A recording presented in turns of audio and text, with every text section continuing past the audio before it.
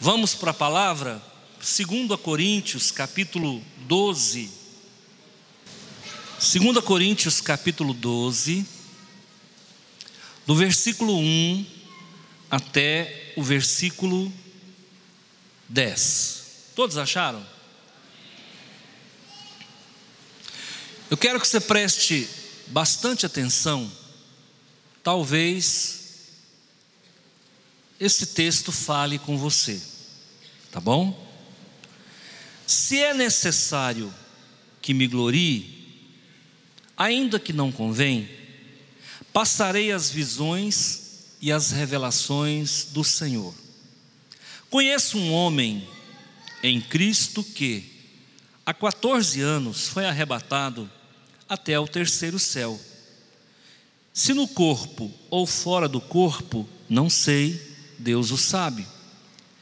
E sei que tal homem, no corpo ou fora do corpo, não sei, Deus o sabe, foi arrebatado ao paraíso e ouviu palavras inefáveis, as quais não é lícito ao homem referir. De tal coisa me gloriarei, não porém de mim mesmo, salvo as minhas fraquezas, pois se eu vier a gloriar-me, não serei nécio, porque direi a verdade, mas abstendo-me, para que ninguém se preocupe comigo mais do que em mim vê ou de mim ouve, e para que não me ensoberbecesse com a grandeza das revelações, foi-me posto um espinho na carne, mensageiro de Satanás, para me esbofetear, a fim de que não me exalte. Por causa disto, 3 vezes pedi ao Senhor que o afastasse de mim. Então ele me disse: a minha graça te basta, porque o poder se aperfeiçoa na fraqueza. De boa vontade, pois, mais me gloriarei nas fraquezas, para que sobre mim repouse o poder de Cristo. Pelo que sinto prazer nas fraquezas, nas injúrias, nas necessidades, nas perseguições, nas angústias, por amor de Cristo, porque quando sou fraco, então é que sou forte. Eu quero orar com você nesse momento.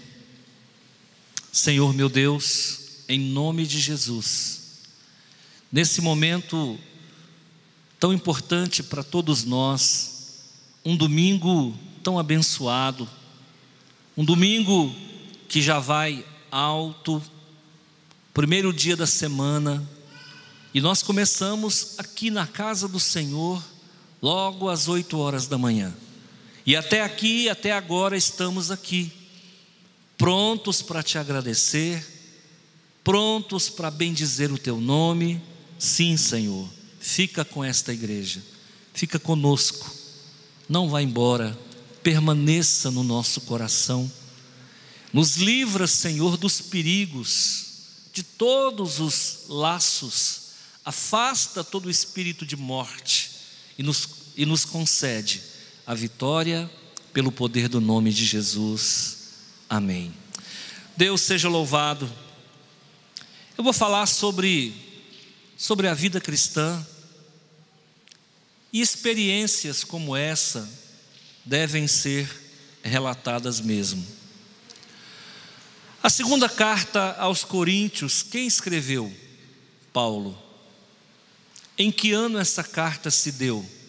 5 anos após a sua inauguração. Possivelmente, a igreja de Corinto nasceu em 52 depois de Cristo, e possivelmente essa carta foi escrita em 57. Na sua segunda viagem missionária, Paulo passa por Corinto e ali fica mais ou menos 1 ano e meio, onde nasce a igreja de Corinto. Era uma igreja cheia de dons, mas também uma igreja problemática.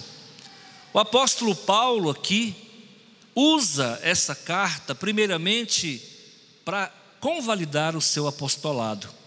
Muitas pessoas não aceitavam ele como apóstolo, até porque ele tinha sido perseguidor da igreja. Mas ele aqui reivindica, reivindica a outorga de pastor e assume perante a igreja o seu apostolado.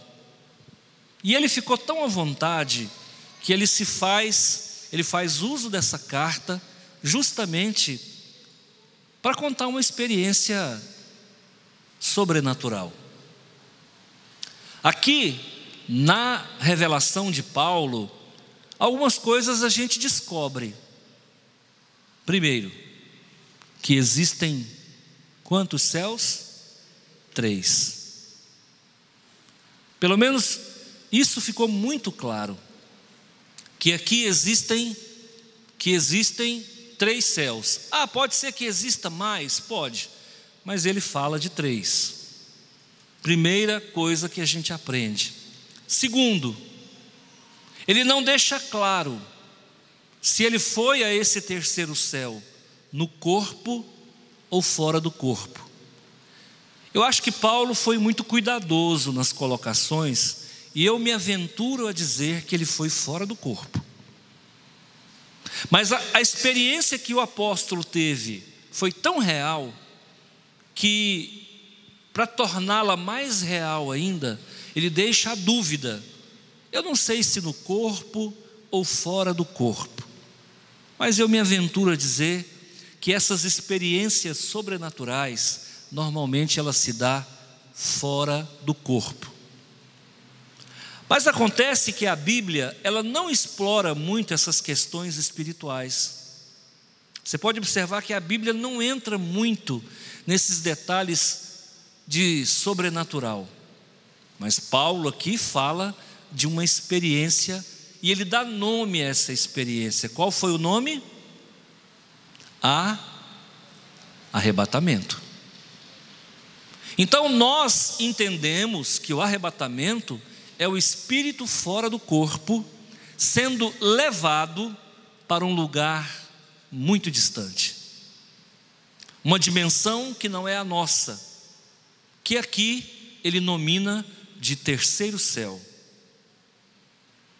Mas por que Deus faz isso? Eu poderia contar uma história para vocês também. Eu também já passei por algumas experiências, Principalmente quando a gente faz jejum. Quem faz jejum sabe que o mundo espiritual se abre. Existem algumas experiências que eu vivi quando eu fazia muito jejum. Hoje eu praticamente não faço, até por questões de saúde eu não faço. E quero te dizer que se você não tiver uma saúde a toda prova, cuidado com o jejum. O jejum ele escancara o mundo espiritual. Ele abre as portas com muita facilidade, porque você mortifica a carne. E quando você mortifica a carne, você abre janelas para o mundo espiritual. Paulo era um homem de jejum. Ele orava muito. Ele fazia muito jejum.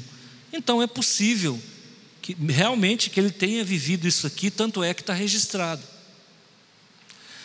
Por que Deus permite essas experiências? Para mostrar para nós que a vida vai além da matéria. A vida não é só isso aqui.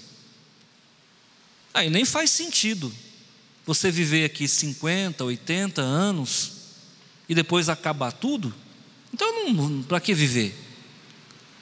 Mas acontece que existe um outro lado, existe dimensões que nós não entendemos e nós não conseguimos avaliar, mas existem dimensões que Deus permite algumas pessoas conhecerem, que é esse caso aqui.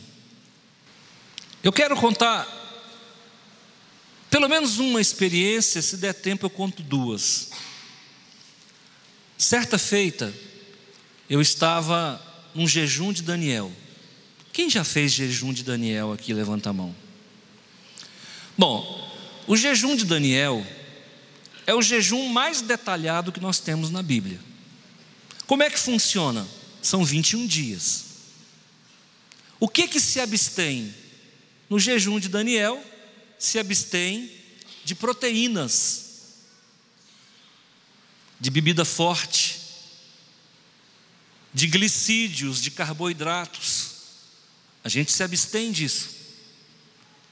Paralelamente, se implanta um ritmo de oração diferenciado, porque jejum sem oração não é jejum, é regime. Aí quem quiser emagrecer não usa o jejum como desculpa.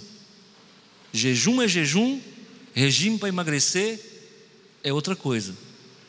Eu já vi gente fazendo jejum de sonho de valsa. Isso não é jejum. Você quer parar de comer chocolate, cria vergonha e para de comer chocolate. Mas não vem querer fazer subterfúgio, isso não é jejum. Jejum é você se abster de um alimento que você gosta por um tempo determinado com um objetivo. Tá bom? E eu estava no jejum de Daniel. Eu pude fazer o jejum de Daniel 2 vezes completo, e uma terceira vez eu não dei conta de concluir. Depois do 11º dia, a sua fisiologia muda toda, tudo. As suas evacuações mudam de cor, muda tudo.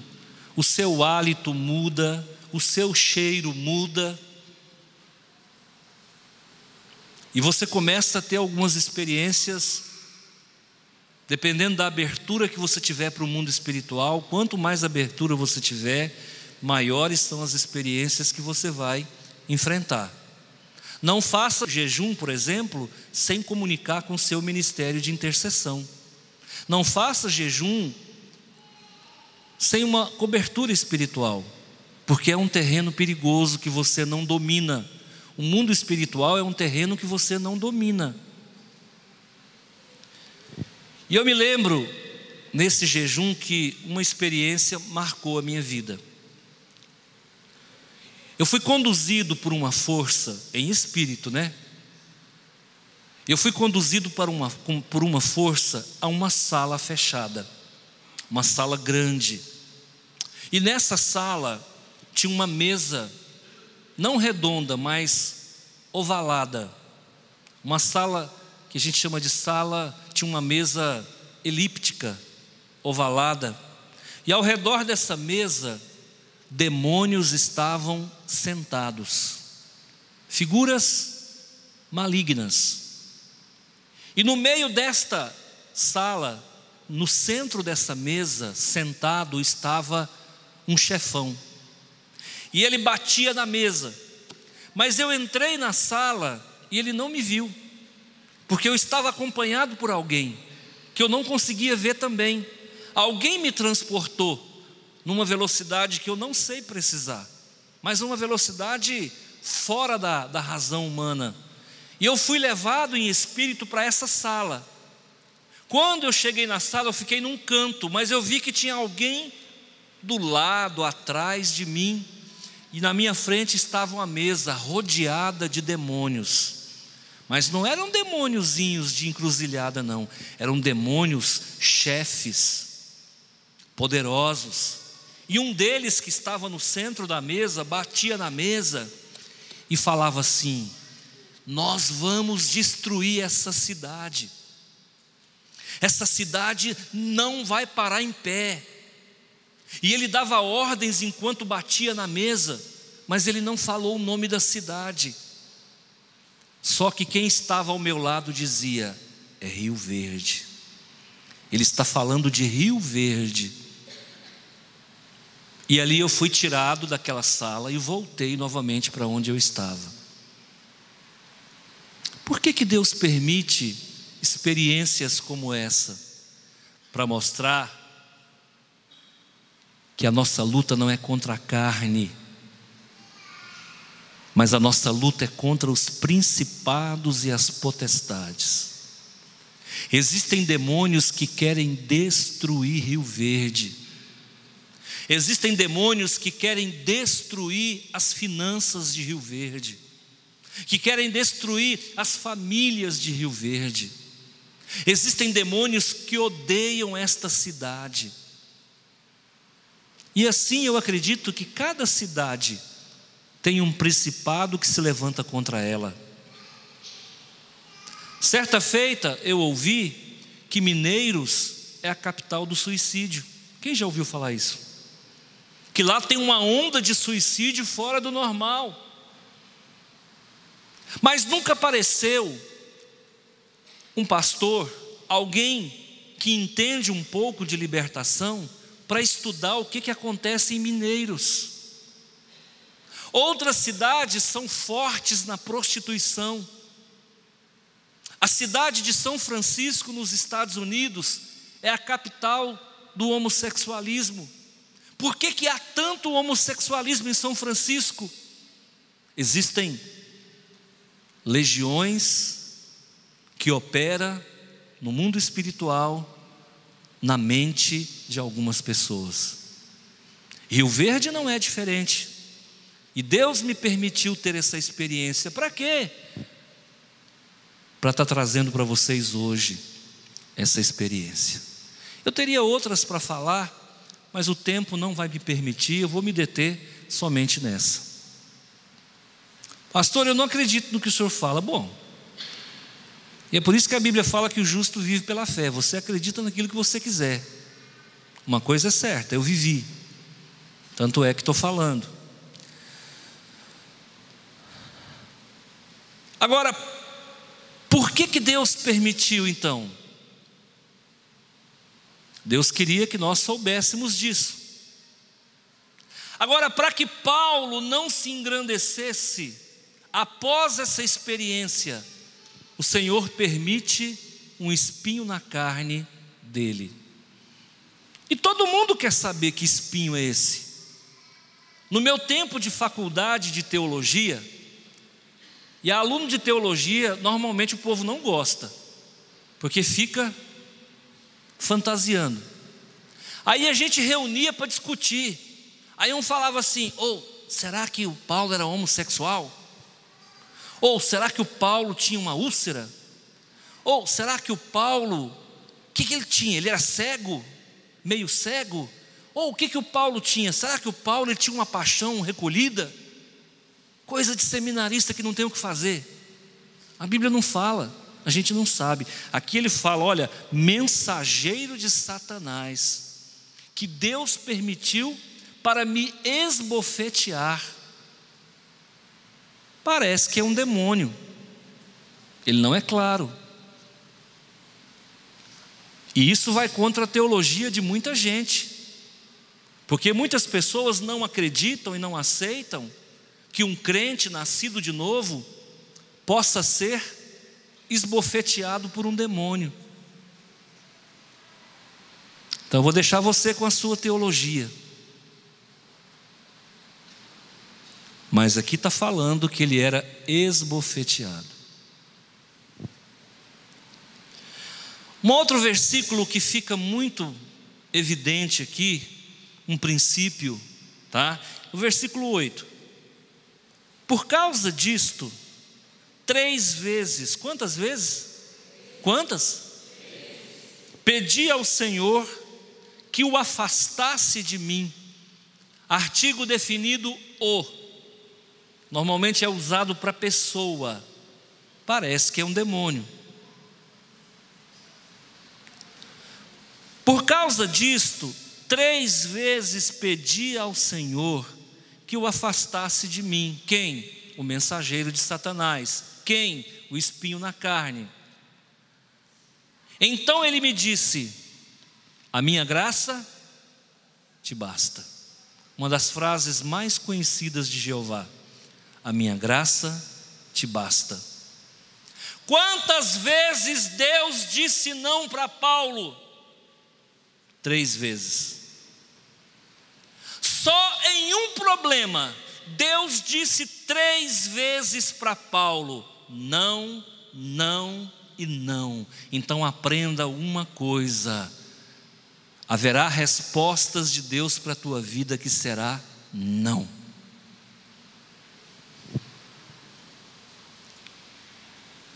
Eu já pedi para Deus para ficar rico, gente.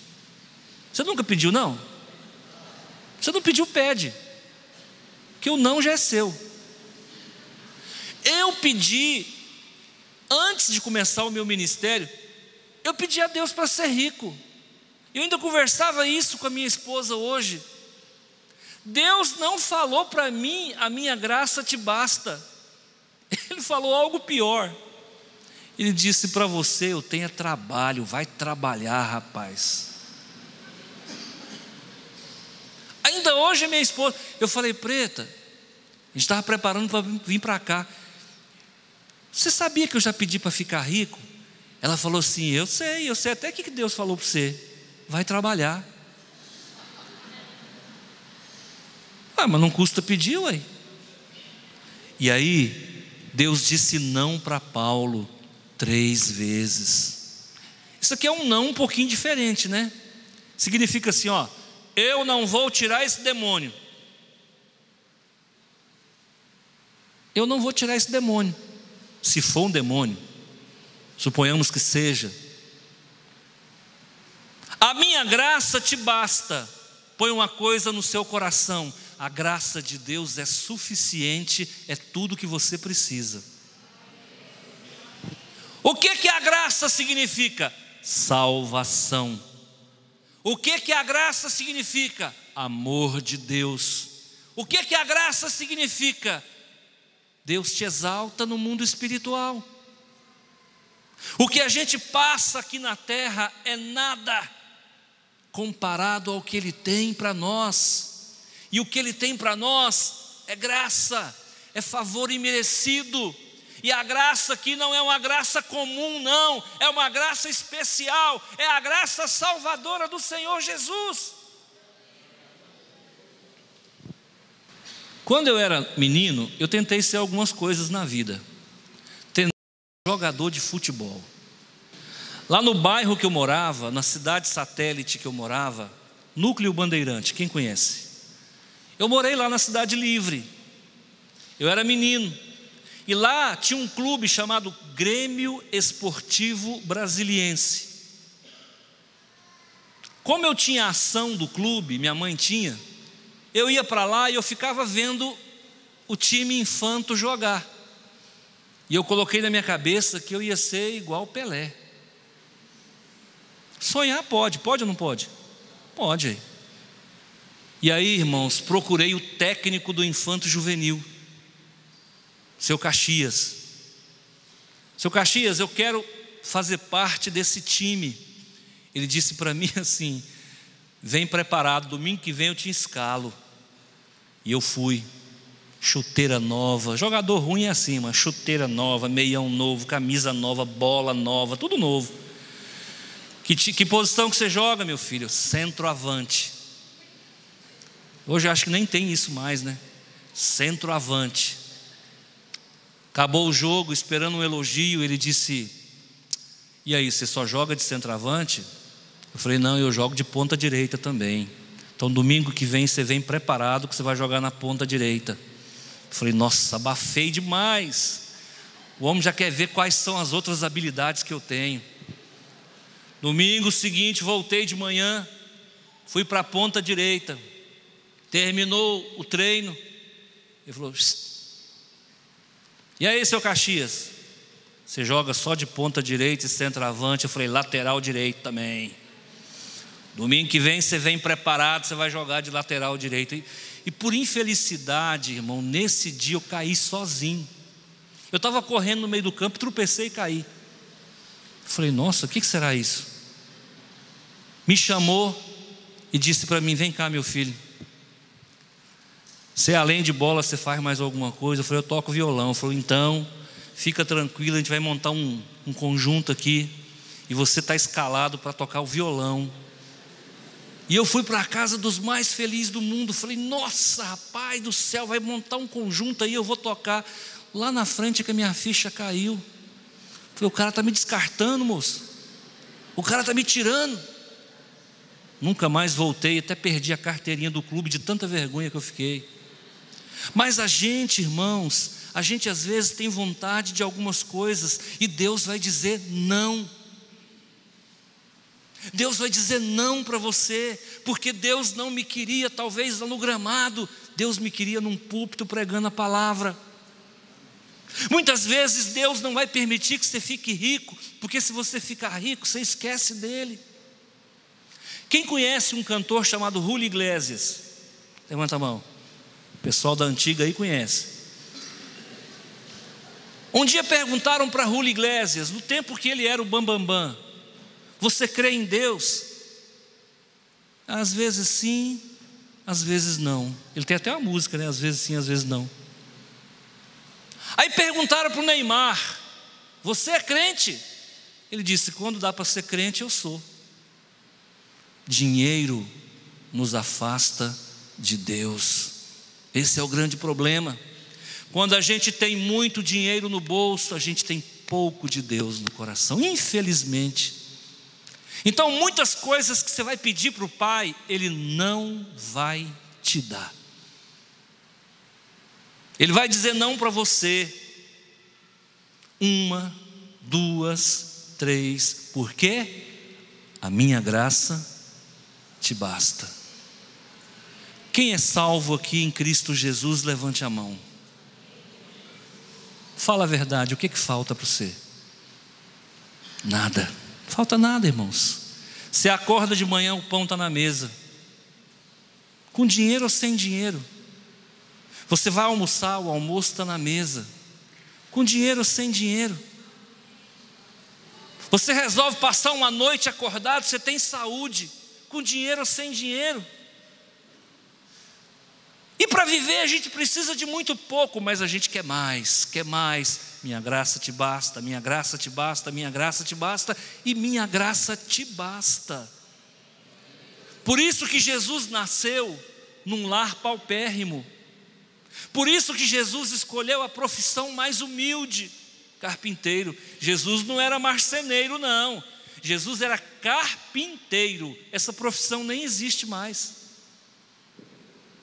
Jesus escolheu a cidade menor para nascer, o casal mais pobre para nascer, uma mãe muito nova e um pai muito velho, uma disparidade de idade, onde a própria mãe, ao que tudo indica, ficou viúva quando Jesus tinha 12 anos. Sabe por quê? Porque a graça de Deus bastava para ele.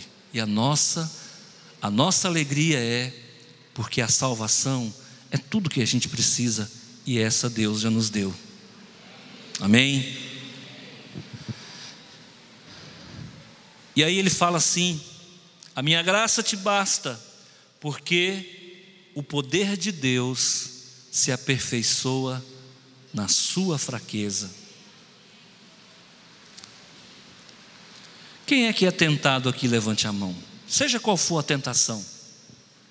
Aqui tem gente que é tentado a beber, aqui tem gente que é tentado a fumar, aqui tem gente que é tentado a roubar, aqui tem gente que é tentado a mentir, aqui tem gente que é tentado a adulterar. E por que Deus permite o tentador na nossa vida? Porque você é fraco. Mas quando você é fraco e reconhece que você é fraco e que Deus te ama, o poder de Deus se aperfeiçoa na sua fraqueza. Um dia eu fui para a oração e eu fui muito fragilizado. Tem dias que a gente está fragilizado, emocionalmente, espiritualmente. E eu comecei a falar com o Pai um assunto que me incomodava. E que me incomoda desde o dia que eu me entendo por gente. E eu me lembro que eu me ajoelhei e eu comecei a falar com ele e eu comecei a me emocionar. E eu contei para ele, eu falei para ele o que eu estava sofrendo. Eu escutei quando ele falou assim: meu filho, você é tão fraco nessa área, eu nunca vou esquecer. Mas ele falou com carinho, ele não falou repreendendo. Ele disse: meu filho, você é tão fraco nessa área. Naquele momento eu fiquei forte. Naquele momento eu fiquei forte porque eu pude perceber que Deus se compadecia da minha fraqueza. Qual é o teu ponto fraco? Qual é o teu ponto fraco? Fique sabendo que é esse ponto fraco que habita a presença de Deus. É o ponto de ligação entre você e Deus. Onde é que Deus entra na tua vida? Na tua fraqueza. Porque onde a gente é forte, a gente não quer Deus. E eu sempre falo para as pessoas, o povo tem uma visão equivocada. João Wesley orava 5 horas por dia. Oh, João Wesley. Jorge Miller orava 3 horas por dia. Oh, Jorge Miller. Tiago, irmão de Jesus, o joelho de camelo, orava o dia inteiro. Oh, larga de bobagem, irmãos. Quem ora muito é porque precisa muito. Oh, que bobagem é essa? Que bobagem é essa? Quanto mais você precisa, mais você deve orar. Porque o poder de Deus se aperfeiçoa na tua fraqueza. Às vezes eu atendo as pessoas no gabinete pastoral, e a pessoa fala assim: ai pastor, estou passando por isso, por aquilo outro. E eu pergunto, aquela pergunta que não quer calar: como é que está a tua vida de oração? A pessoa fala: não pastor, eu tenho orado. E eu falo: não meu filho, você não tem orado tanto que precisa, você está no vermelho. É por isso que o inimigo tem encontrado brecha na tua vida, porque a hora que a graça de Deus transbordar, não tem espaço para o inimigo meter o rabo.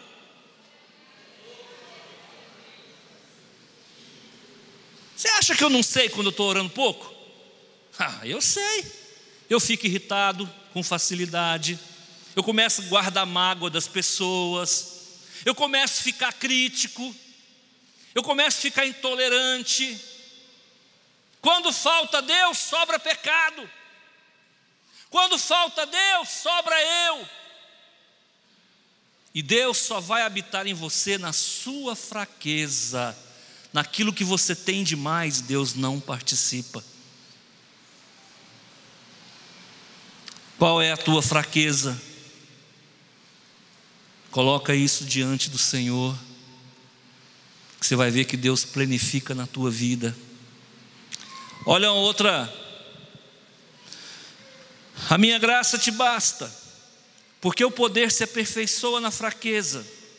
De boa vontade, pois, mais me gloriarei nas fraquezas, porque sobre mim repousa o poder de Cristo. É na fraqueza que o poder de Deus se manifesta.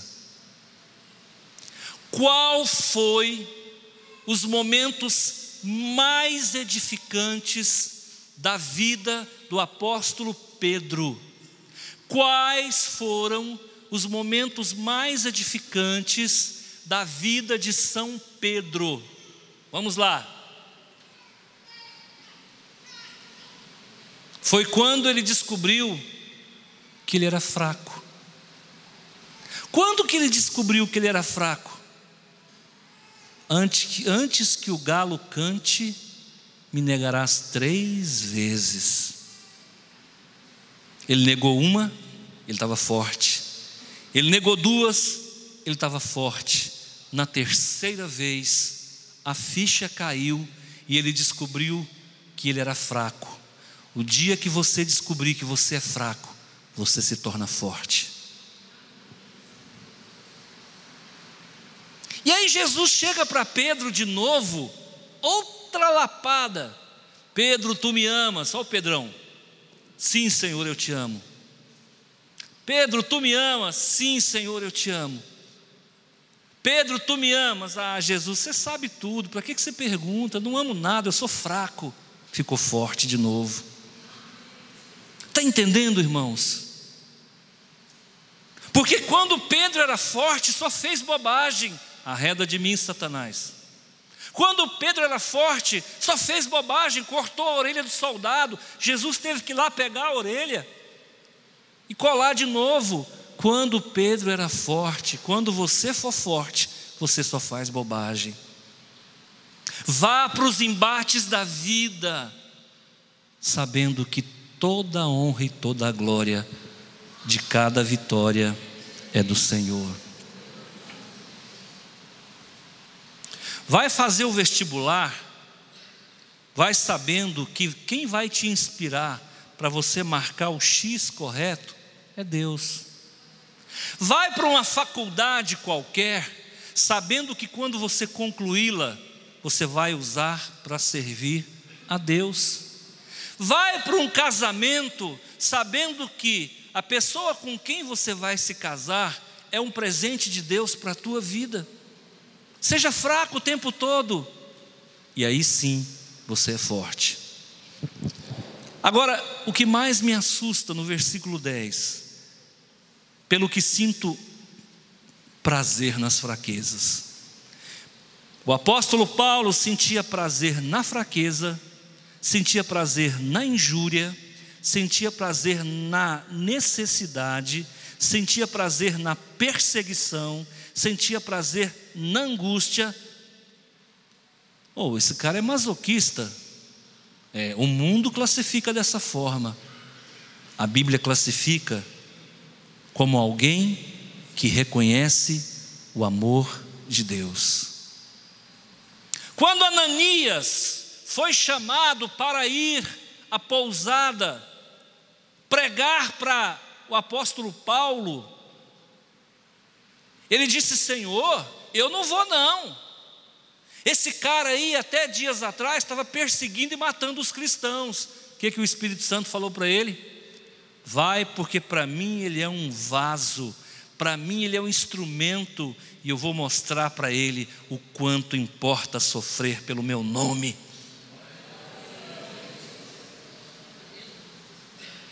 Sabe por que você não morreu ainda? Porque você não sofreu tanto que tinha que sofrer. Sabe por que você não morreu ainda? Porque você não foi caluniado tanto que você deveria ter sido.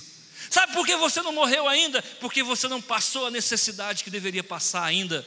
Sabe por que você não morreu ainda? Porque não alcançou o limite da angústia que você poderia passar. Porque no dia que você cumprir todo o sofrimento, toda a angústia, toda a dor, o Senhor te leva, porque Deus não tem prazer no seu sofrimento e nem no meu.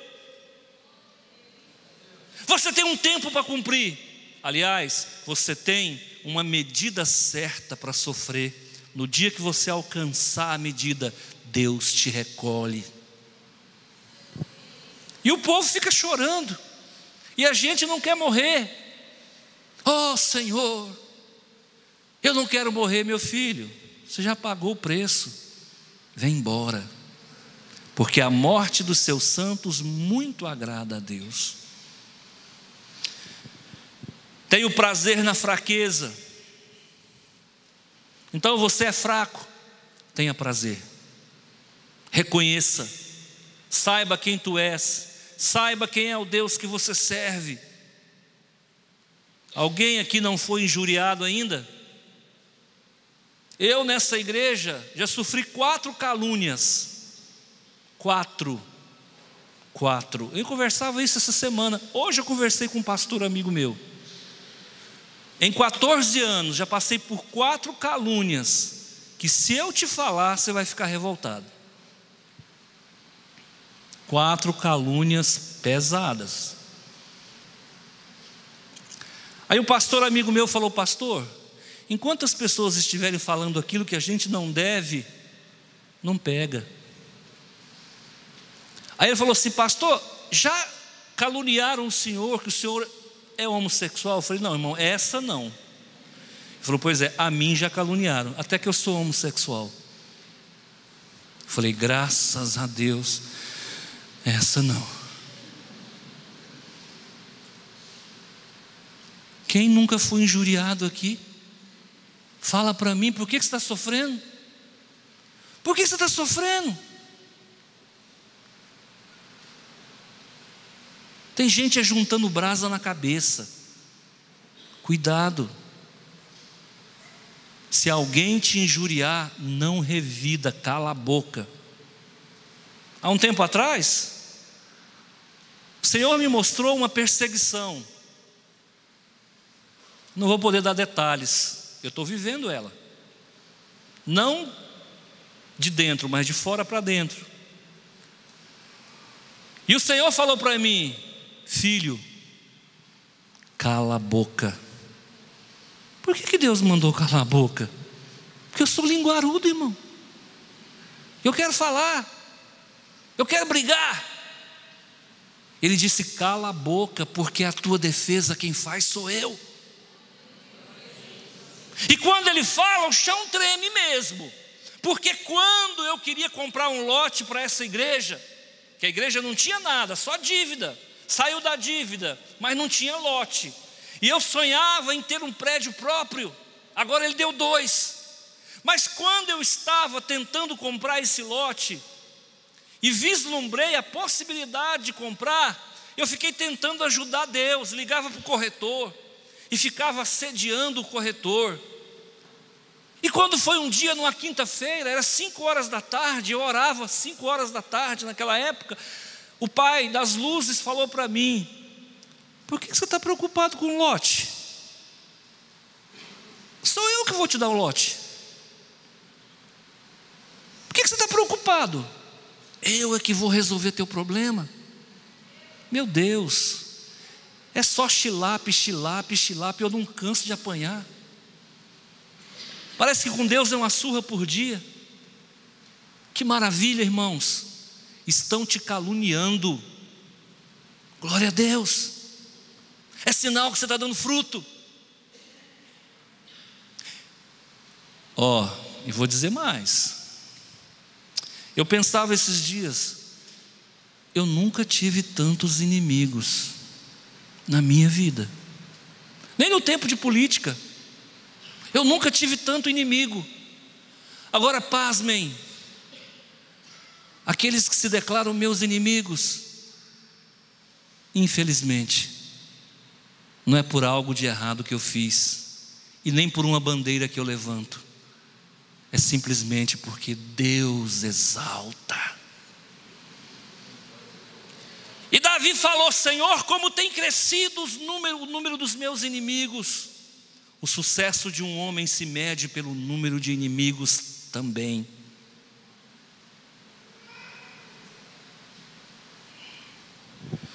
Tem alguém te injuriando, tem alguém te perseguindo, tem gente que persegue você no trabalho, no comércio, tem gente que quer o seu marido, sabia? Tem gente que quer a sua mulher, sabia? Tem gente que quer o seu carro, tem gente que quer a sua profissão, tem gente que quer o seu cabelo. Pastor, eu não tenho, mas se tivesse. Gente, tem uns negócios que a gente é mal resolvido. Eu não sei como é que você é. Eu toda a vida fui mal resolvido com o meu nariz. Eu sempre achei esse nariz muito feio. E eu falava: gente, eu precisava dar um jeito nesse nariz. Eu tenho medo de anestesia, então fica quieto. Eu tinha problema com esse cabelo, porque ele tem redemoinho aqui, e todo jeito que penteia não fica bom. Eu falava: eu precisava dar um jeito. Não tem jeito. É a tua vida. Tem coisa que não tem jeito. É a sua vida. Você não é tão bonitinho, mas se arruma. Muda o penteado. Faz o Chanel. Meu amigo, põe uma coisa no seu coração. Tem gente que quer o seu cabelo, porque o seu cabelo é bonito. Tem gente que quer a sua cor. Até essa cor minha é problema. Eu fui preencher uma ficha, um dia a moça falou: qual que é a sua cor? Eu falei: pardo. Ela falou: pardo. Eu falei: moça, é pardo. Ué, pardo é cor, ué. Uma cor feia, mas é pardo. É cor. Quem não queria ser loirinho, gente? Dinamarquês, quem não queria ser? Mas nem todo mundo é assim. Viva com o que você tem. E não tem reencarnação não, filho. É só essa aqui. Só que o corpo glorificado é perfeito. O corpo que Jesus vai dar para você, don't have barriga, não tem barriga. Corpo que Jesus vai dar para você não tem redemoinho na cabeça, não. Amém?